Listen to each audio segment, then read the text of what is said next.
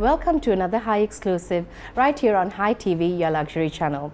My name is Dima and I'm here at the International Institute of Health Sciences, the leading institute for healthcare studies in Sri Lanka. And sitting down with me is Dr. Kitsari Edirisinghe, the co-founder and the CEO, with a visionary lookout for the institution itself. Welcome, Doctor. Good to be back, Dima. It's lovely to have you here, and today we are actually going to talk about the need for education, the necessity of education for everybody in Sri Lanka. So to start off with, let's talk about the perception of education and the concept of education. Different people see it in different ways. What does education mean to you? It's a very complex answer I'm going to give you. There's no time, so what I'm going to do is to give a very simple answer to that. Now, Sidney J. Harris once quoted saying that education is turning mirrors into windows. Turning mirrors into windows. Now, typically, if you look at the South Asian education industry, that it's me versus them. So, a teacher would tell them, this is how I did, this is me. So, I'm mirroring of my knowledge, my wisdom. So, if you look at the knowledge part of it, it's in the fingertips of every kid on earth now. So, there is not much that we can give it to the kids. It's what we can guide them, we can facilitate them. What we can do to them is showing them the way and our experience, the intuition to them. So, the reflecting your stories, not the knowledge. Because knowledge, it changes every time, it changes every time. So therefore, it's very important to look at this turning mirrors into windows.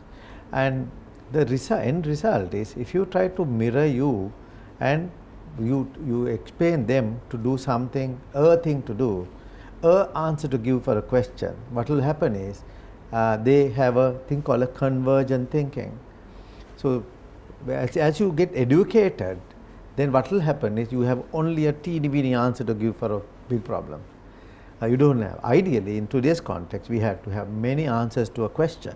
When the COVID hit us, none of them had answers because it is totally different perception.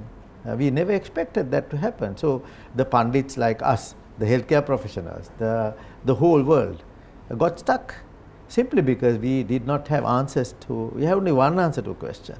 So therefore, it's very good, it's time that we really have to look at how to facilitate this education and have more answers to a question. That is, promote the divergent thinking. It is in every kid, they had this power of divergent thinking. Only thing is we kill it by educating them. So education has to be a different paradigm now, where you have trained them to facilitate them to have many answers to a question. Well, that's a very comprehensive answer. And let's come to a more narrow state, like let's think about the education in Sri Lanka itself. When it comes to the education in our country, we think about the gaps and the opportunities and the accessibility for opportunities in higher education. What are your thoughts on this field, especially considering your international exposure? Well, there are two things in basic fundamental concepts of autonomy. Autonomy is the one that we have to have a free will to do our basic needs. Education is one of them. So what typically happens in once you go through this autonomy, there is a time that comes how to use the resources and how to deliver a service. Let's say if you are delivering a service like education, so there are two things we can look at. We should justify that we are delivering that particular service to our clients or the candidates or the students in a most appropriate way, which give their right to education. So the first one is the comparative justice. That's a legal concept, comparative justice. We should be able to give them education as per the international standards or the Colombo standards.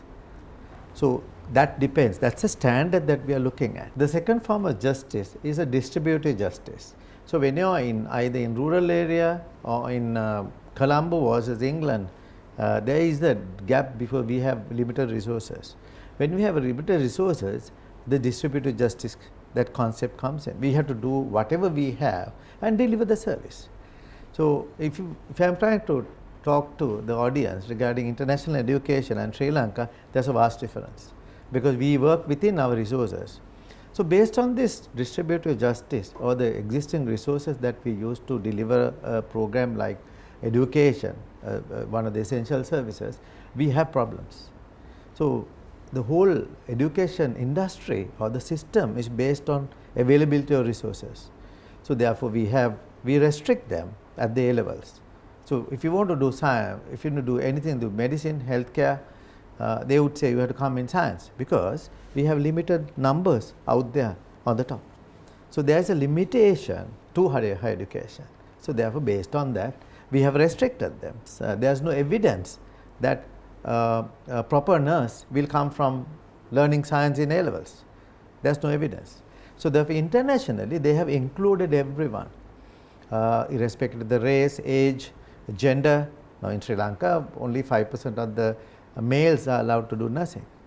So therefore those validations and those restrictions are there in this part of the world. If you look at our industry in Sri Lanka, we have about we get about 150 to 180,000 kids get through A levels, eligible for education or go to universities, but we have only about 30 to 40,000 spaces in the government sector. So what will happen is rest will have to do the 180-degree turn and go into other industries. That's what is happening.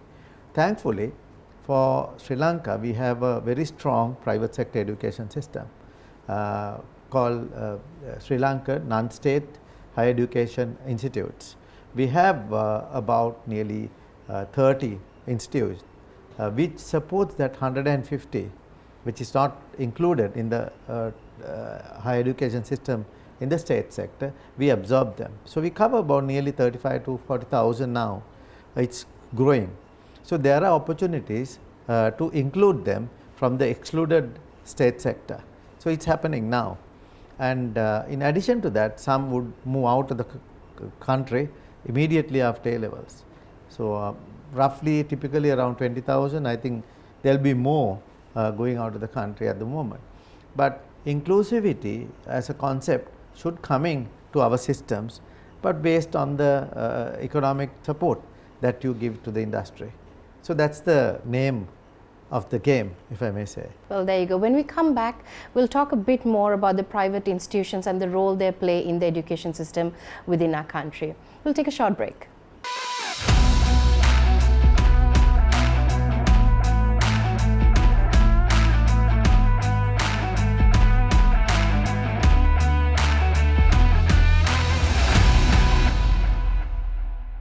Welcome back to the show.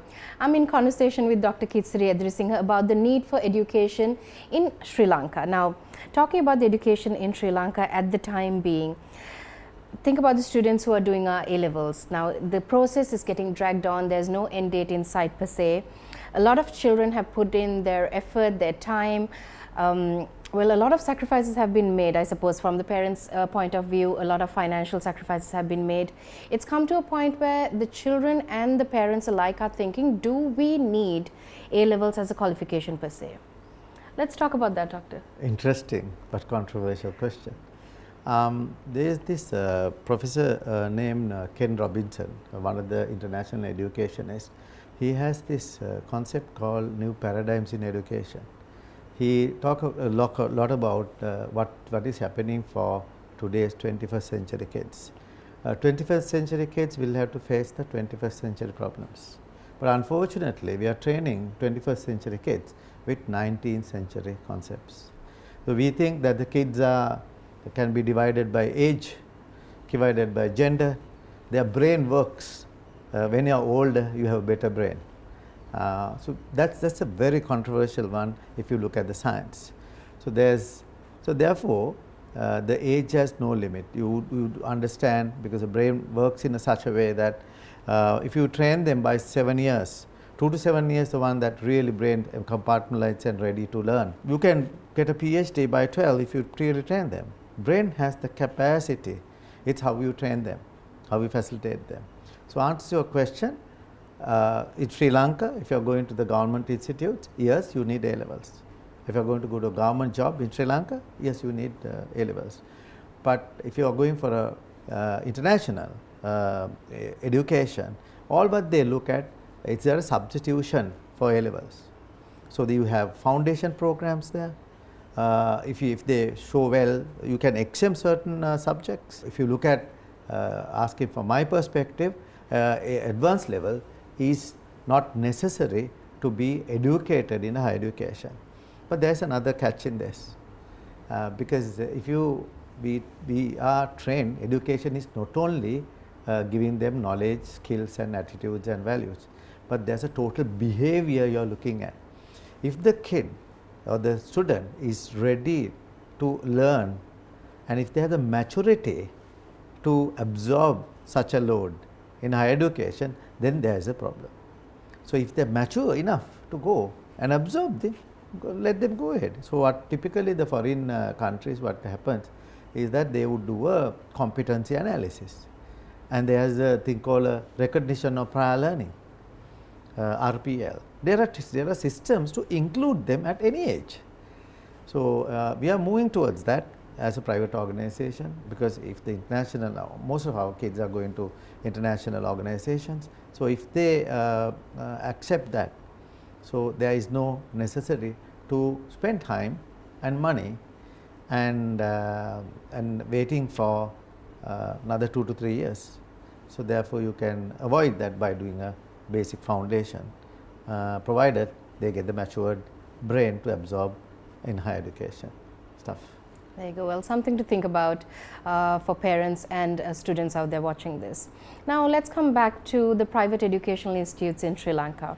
With all the clashes that seem to be happening between the government institutions and private institutions, let's talk about the importance of having private institutions and giving the students the opportunity, if they want to take a little divergence from the normal routine and the system of education. How important is it? Well, it is important. As I told you before, we are excluding a lot from the system.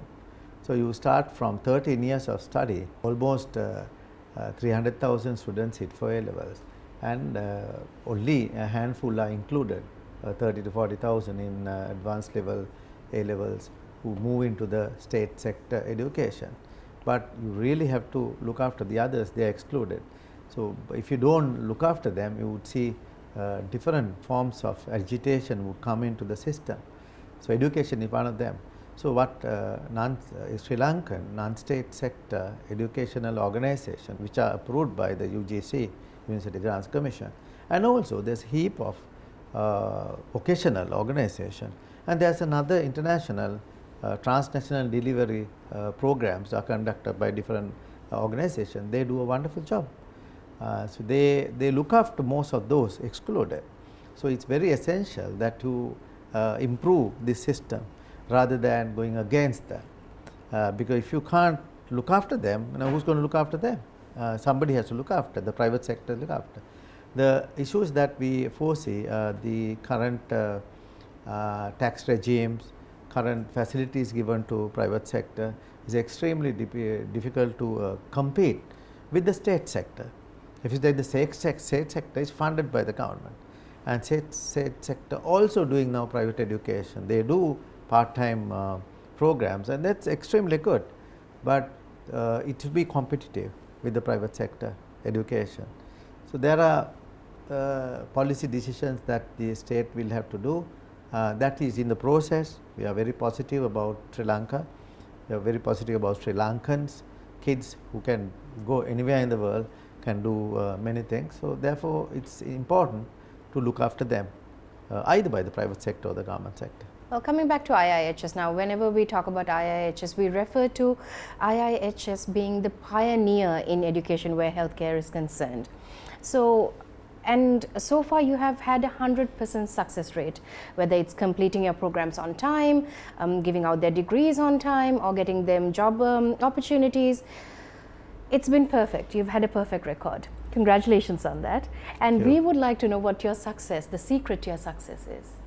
Going back to my initial explanation on the justice. So, this comparative justice, where you compare with the international organizations, try to align their standards, is one of the commitments that we have done. So, that is a success behind aligning with what the international organization wants. So, if you really look at the programs that we looked at in a simple form, now the industry needs people. So, you have to get a job description of a person, let's say a nurse. Then you have to look at what is the input to these programs that you are going to do. You get a learner profile, how the learner is, whether they have passed A levels, they are educational, other qualification, competencies, and then you create a bridge. That was a typical organization training program. So, if you don't assume this, if you don't validate the industry, and then you are creating a graduate, once they come out, industry is no more, they don't have jobs, then the agitation again coming in. So, therefore, it is very important to not to assume. I have seen in Sri Lankan context and South Asian, they assume the job description of a person and do this program which is totally hypothetical. So, the success of IIHS is we continuously work with the industry, not only the university partners, industry. So, we continuously look at what is happening because information is at our fingertips. So, therefore, our success rate locally as even foreign countries is that we fit into that job description academically. Then the second thing is we have this concept called creating global citizens. So, the behavior is very important. So, if you create those behaviors of an international healthcare professional, then automatically they can fit into the industry without any problem. So, those are the success that we have, and we work with top end universities very closely, very strong relationships, not many but very few, but they are spread over Australia, USA, UK and then Finland. So, and then top of that, our background to this organization, we are very close to the new innovations and technology. The whole organization is built on a learner management platform. So, it is not that teachers will not have much of a power in our organization because it is already there. It is a matter of how to navigate them through this learner management system is our facilitators are doing. So, you spend less amount of hours on try to teach something versus you facilitate them to pass the ball on to the kids where they take it and run. So, at the end of the day, they are the ones who are playing in the game, not us. Well, we'll talk a little bit more about the international ties that IIHS has when we come back from a short break.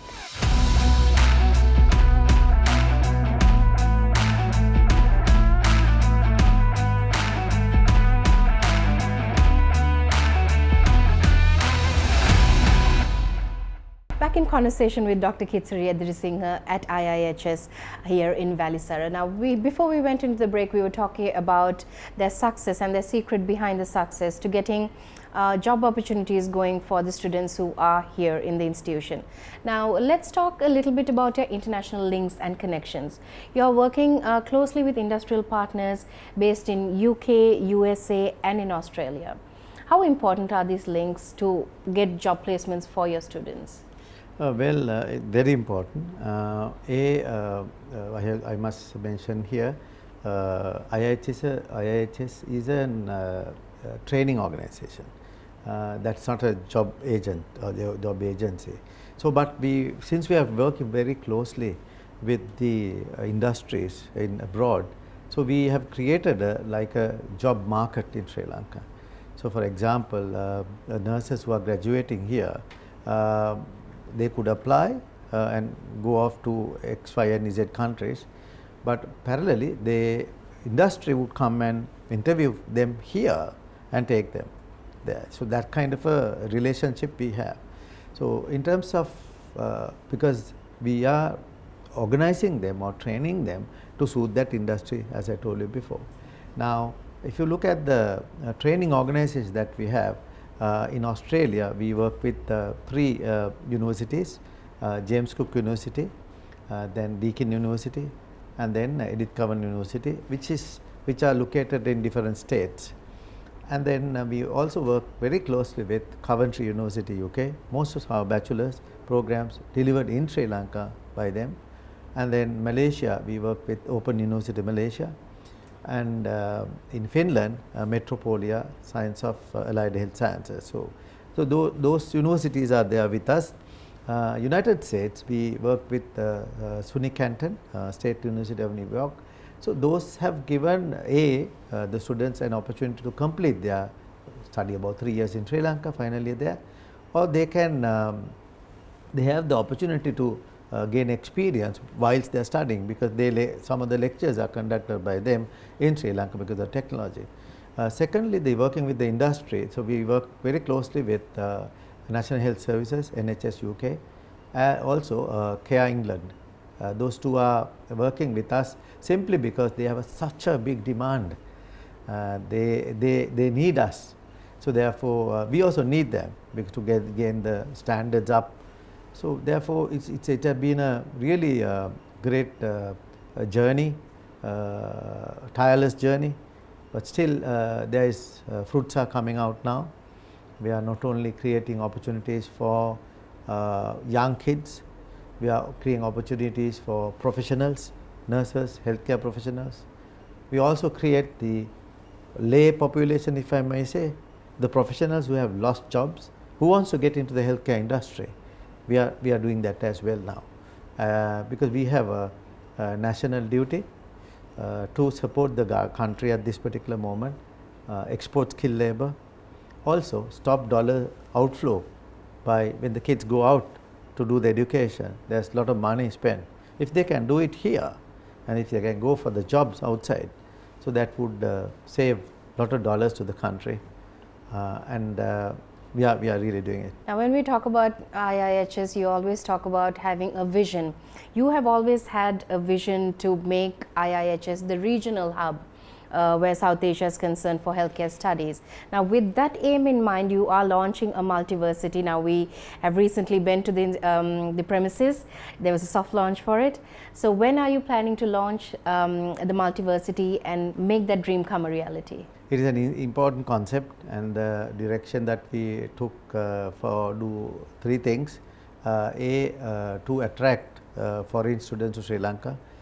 B, to support existing professionals to give better facilities.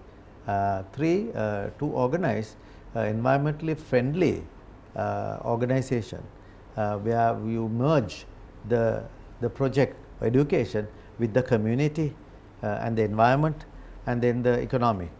So it's a broader project than just having an education institute that we are located in Kerawalapitia exit highway. You could see the building right up there, very prominent. And with this, we are looking at stimulating the area to be developed, because there is no point a person coming and investing in a project where they mind their own business. So you can't do that, because the environment is closely related to you.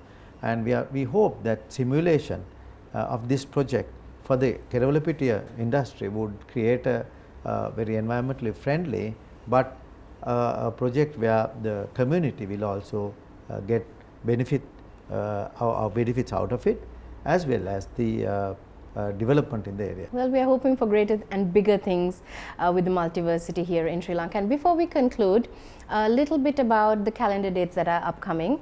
Let's talk about the Bio-Inquirer that is happening on the 23rd. And the theme this year is Translational Science Opportunities for Humanity. Let's talk a little bit about that. Yes, the Bio-Inquirer is a concept that we developed 10 years ago. This is almost, I think, 23rd conference we are holding here. The conference is aimed at supporting evidence-based thinking of the students. This conference is also support the students' ability to improve their team building work, as well as the leadership qualities. All these qualities align with their global citizenship concept that we have organized. And here we expect about nearly 450 participants, with well over 230 publications, and this has become the main event in the calendar of South Asian healthcare professionals publication. So therefore, we really invite anyone who wants to join us. Please visit IIHS website, and there's a bioinquiry website. They can get more information and come and participate and get the feel of what an international research forum is look like, and evidence-based thinking has to come into all our students, all our youth. So we will, when we have even a basic communication, we'll speak with evidence. Well, a true testament to everything that happens at IIHS. So, like the doctor said, if you want to find out more information, you can come to the IIHS Educational Center here in Valisara, log on to their website, find out more information, give them a call and get yourself informed with the right kind of information. Thank you, doctor, for being with us. Thank you, dear. And until we see you again with another Hi exclusive, take care and be safe.